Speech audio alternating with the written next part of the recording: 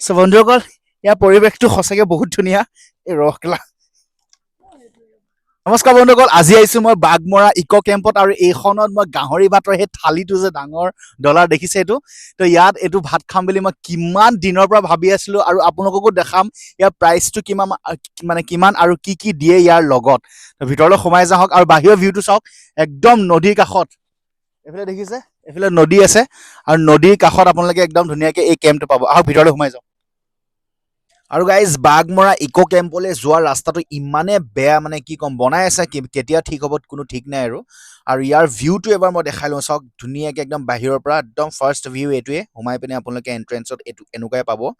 আৰু চাৰিওফালে একদম পূৰা হাৰিয়ালি গছৰ ধুনীয়া পৰিৱেশ দেখিছে আপোনালোকে আৰু এইবোৰ বহা জেগা ইয়াতে বহি আপোনালোকে ভাত খাব পাৰিব দেখিছে আমিও ইয়াতে বহি ভাত খাম আৰু এইফালে দেখিছে এইফালে একদম পূৰা মানুহে চিল মাৰিছে দেখিছে নাই ক'ৰ পৰা আহি পিনে একদম চ' বন্ধুসকল ইয়াৰ পৰিৱেশটো সঁচাকৈ বহুত ধুনীয়া এই ৰসগেলা একো নহয় হৈ যায় তো বেছি নিহিলাবি আকৌ আৰে নকৰিবি আকৌ ভিডিঅ' বনাই আছো নাই তো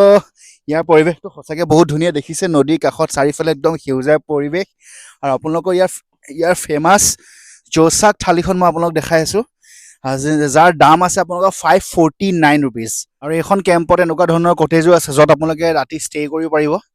আৰু বিশেষ এতিয়া বৰ্তমান তলামৰা আছে আমি ৰুম চুম লোৱা নাই এনেই ভাত খাবলৈ আহিছোঁ তো সেইটো কাৰণে ভিতৰত সোমাই পিনি নেদেখাওঁ বাকী আৰু একদম পৰিৱেশটো সঁচাকৈ বহুত ধুনীয়া আপোনালোকে এইফালে যোৰহাটৰ ফালে আহিলে মানে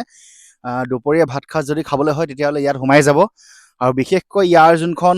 জৌচাক থালি আছে সেইখন ট্ৰাই কৰিব 549 বৰ বেছি দাম নহয় কিন্তু দামটো অলপ যদিও বেছি লাগিছে কিন্তু ইয়াৰ খানাটো দেখি মানে একদম দিল খুচ হৈছোঁ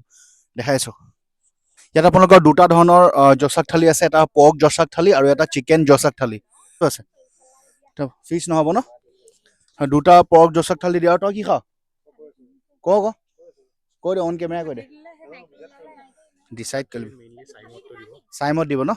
জৌচাক থালিত চাইমত আহে নেকি অঁ ঠিক আছে বঢ়িয়া হ'ব পৰ্ক জৌচাক থালিখনত বোলে চাইমতো আহে দিনতে মাল খাই নিচা হৈ যাম আজি আৰু এইখন আহি গ'ল আমাৰ জৌচাক থালি পৰ্ক জৌচাক থালি মই ডিব্ৰুগড়ৰ পৰা খাবলৈ গৈছে যোৰহাটলৈকে তো আপোনালোকক অকল ভিডিঅ'টো বনাই দেখাবৰ কাৰণে চাওক থালিখন কেনেকুৱা এইটো কি এবাৰে দিয়ে ন অঁ চ' বন্ধুসকল এই বাগমৰা ইক' কেম্পখনত আৰু এই থালিখনৰ কাৰণে মানে ফেমাছ বহুত ইনফ্লুৱেঞ্চাৰ আহে আৰু এই থালিখন খায় যাৰ নাম হৈছে বাগমৰা জৌচাক থালি এখন পৰ্ক এখন আহে আৰু এখন আপোনাৰ ফিছৰো আহে আৰু এখন আপোনাৰ চিকেনৰো আহে মই এতিয়া গাহৰি লৈছোঁ গাহৰি পিচকেইটা চাওক এবাৰ ওচৰলৈ হওক এইবোৰ গাহৰি পিচ দিয়ে ঘৰত মই কাটিলে মানে নাই বুলি 10 পিচমান ঘৰত কাটি দিম দেখিছে এটা স্মৰ্কি দিছে খাবলৈ কেনেকৈ খাম আৰু ইয়াত মই মানুহ লৈ আহিছোঁ খাবলৈ কাৰণে বিহাইণ্ড দ্য চিন আছে আৰু লগত কি আছে দেখাই দিছোঁ চাওক এইফালে পৰ্ক ফ্ৰাই দিছে এইফালে বেঙেনা এইফালে ভাজি চব্জি আচাৰ পাপৰ চালাড এইটো কি হয় ৰে মালটো এইবোৰ খুলি দেখাইছোঁ ৰ'ব হা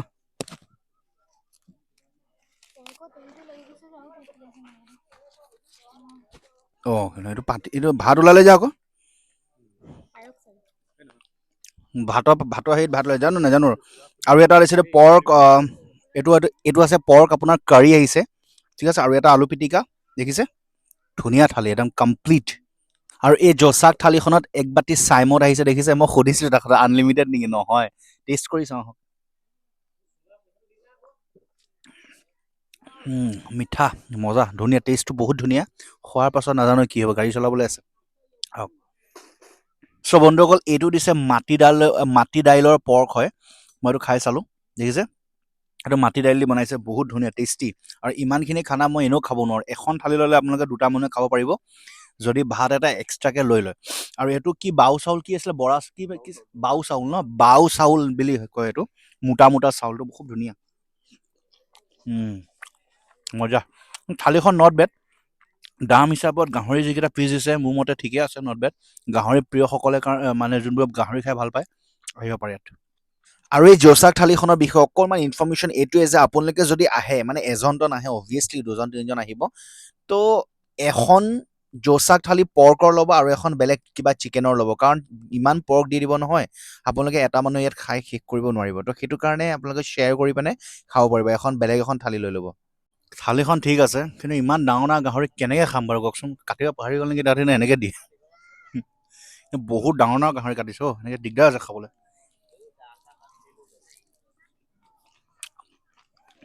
দাদা গাহৰি ইমান ডাঙৰ ডাঙৰ কাটিছে যে আপুনি ডাঙৰকৈ দিয়ে নি কেনেকুৱা লাগিছে খাই পিনে শুন্তি ভাবা শেষ কৰিলি নি তই বাপৰে বাপ বাবু কোৱা তুমি কোৱা তুমি একো লোৱাই নাইচোন